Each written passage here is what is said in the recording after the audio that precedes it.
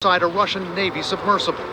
But tonight, some are questioning if Putin is now doing more than just putting on a show under the sea.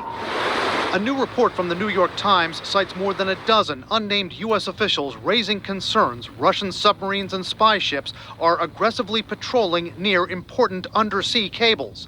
Massive fiber optic lines spanning from continent to continent, carrying the bulk of the world's internet communications. Their goals are to humiliate the United States and show that it can't defend itself, and to project naval power into the Atlantic, thus showing the United States and Europe, we're here, you have to deal with us and take us seriously, and we can propose a threat to your most vital interests. According to the Times, officials are concerned that if a larger conflict between Russia and the West broke out, a Russian ship could locate an internet cable on the sea floor, lower a submersible down to it, and either attach a wiretap to eavesdrop on it, or worse, sever the cable, cutting off a crucial data pipeline.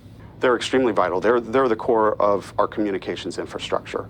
So we hear a lot of talk about the cloud, for example, and we think of it as something nebulous, something in the sky. Well, the cloud is really under the ocean. Jonathan Yembo works with a company which monitors telecom infrastructure.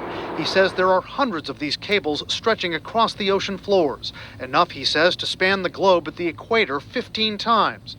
Yembo says if multiple undersea cables were cut at once, it could harm American business and government interests and could have even more catastrophic effects on Europe.